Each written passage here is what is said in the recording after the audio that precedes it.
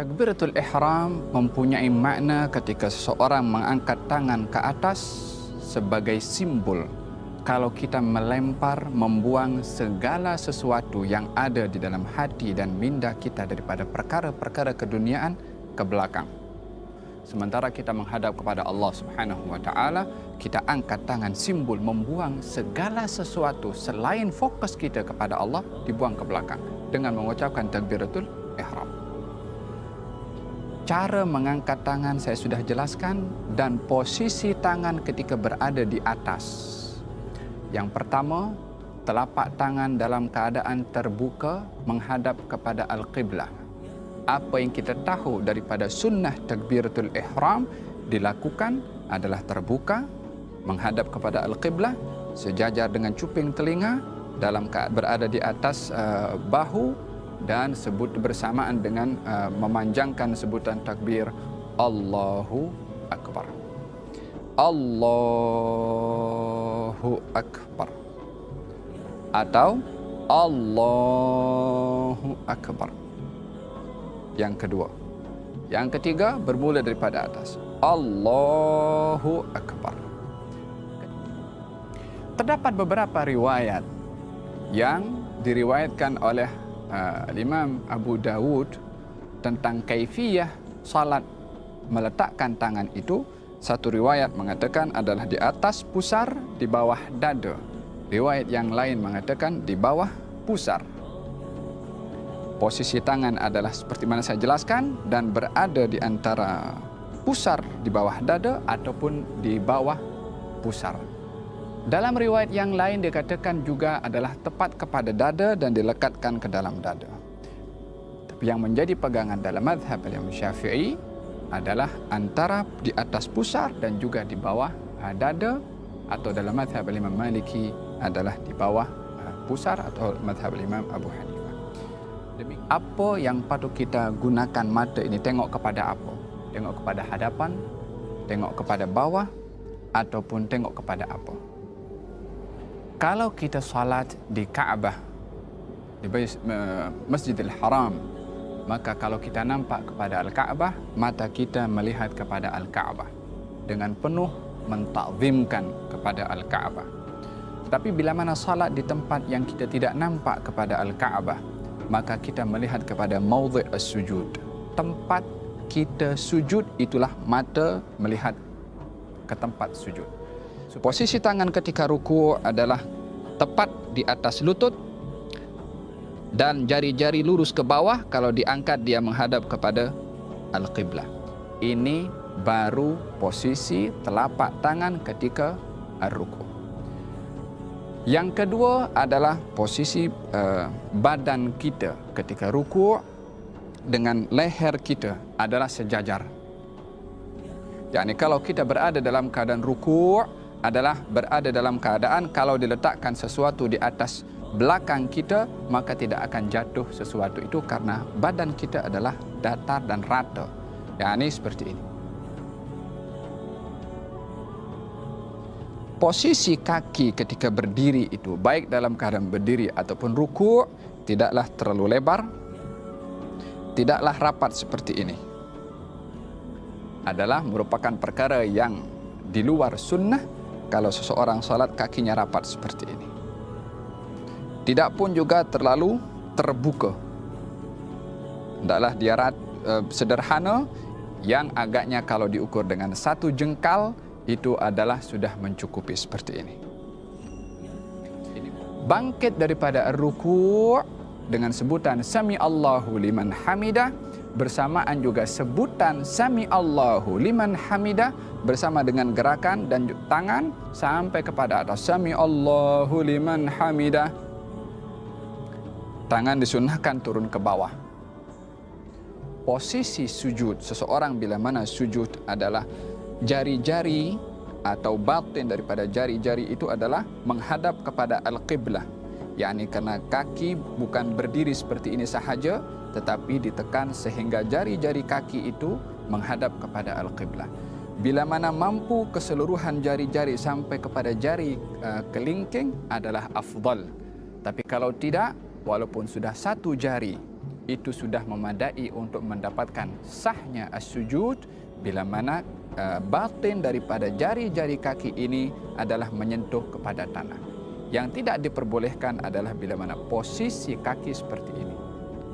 Yang menyentuh kepada tanah itu adalah kuku atau zahir daripada jari-jari. Tidak, tapi butunul asabi', batin atau bagian belakang daripada jari-jari kaki. Walaupun hanya sekedar ibu jari sudah memadai, tapi afdalnya adalah seluruh jari-jari kaki itu adalah ditekan ke bawah sehingga seluruh jari-jari ini menghadap kepada al-qiblah, kanan dan juga kiri, lutut dan juga tangan.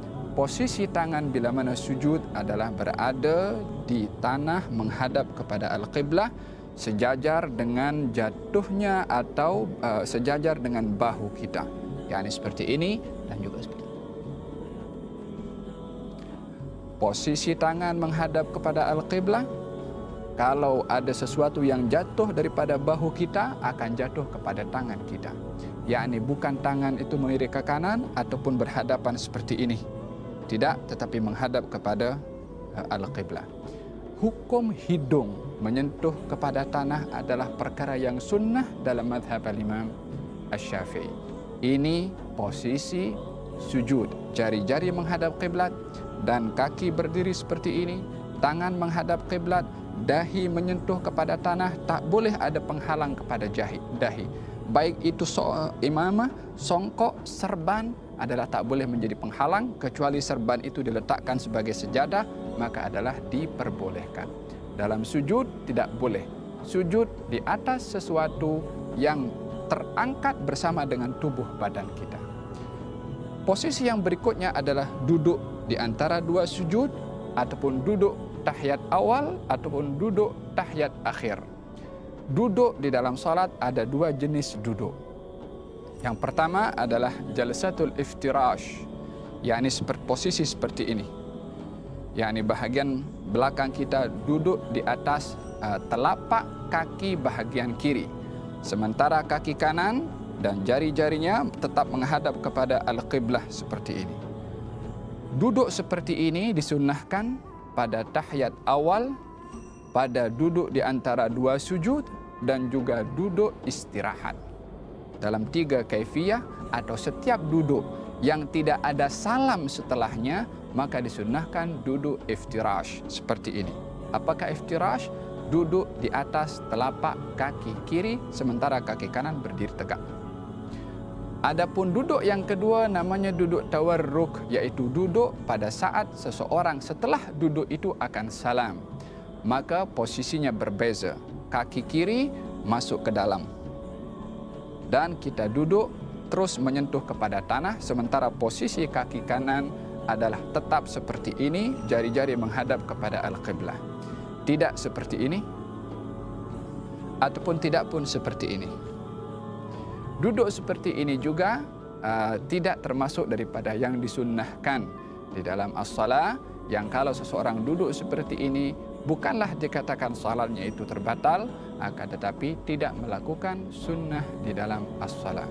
Dalam tahiyat akhir adalah duduk dalam keadaan jari kaki kanan menghadap qiblah, kaki kiri masuk dalam, dan juga bahagian belakang ini duduk menyentuh kepada tanah.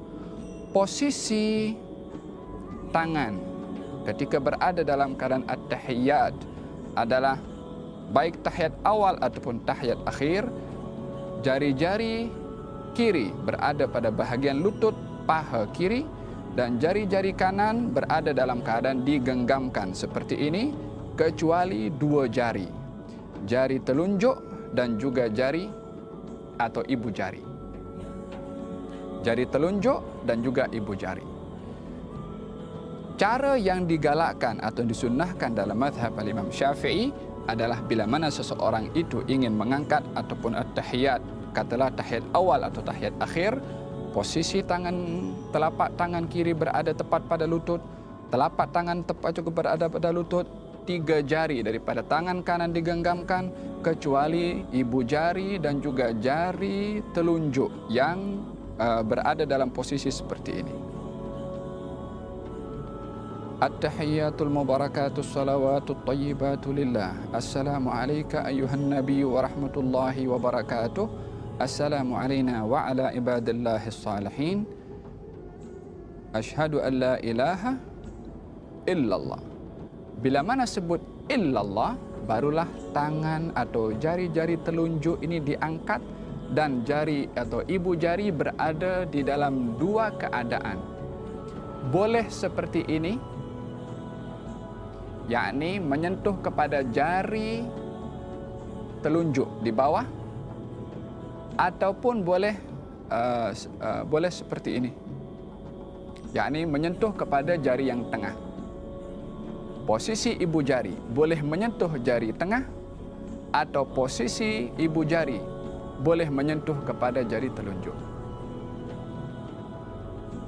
Ini posisi kepada ibu jari.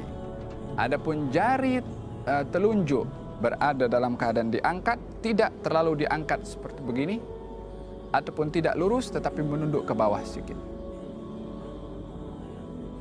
Asyhadu an la ilaha illallah, atau begini atau begini. Dua kaifiyah ini adalah ada di dalam cara melakukan at-tahiyyat. Perlukah seseorang menggerakkan jari-jarinya ketika berada dalam keadaan tahiyat awal atau tahiyat akhir?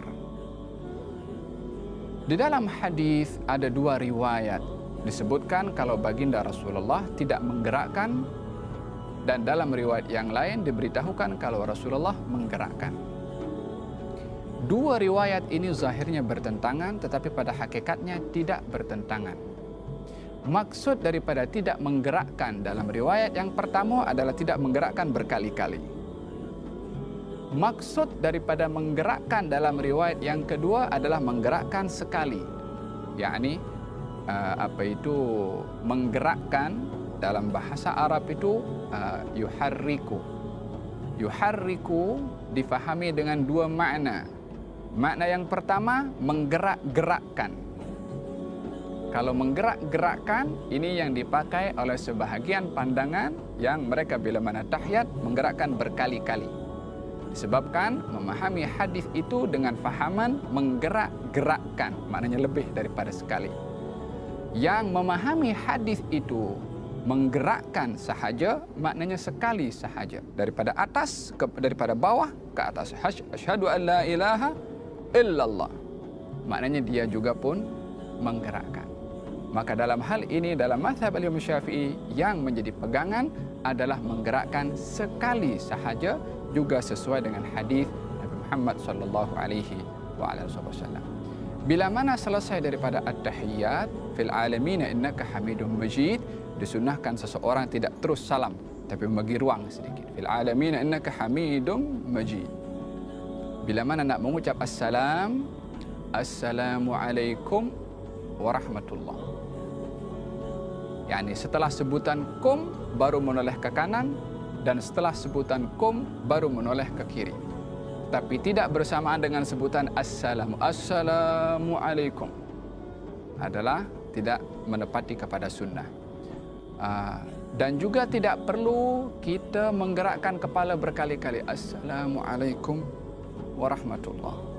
Assalamualaikum warahmatullahi. Gerakan ini bila mana 3 kali berturut-turut akan menyebabkan batalnya salat seseorang, karena perkara membatalkan salat adalah bergerak 3 kali berturut-turut. Jadi cara salam yang benar, assalamualaikum warahmatullahi.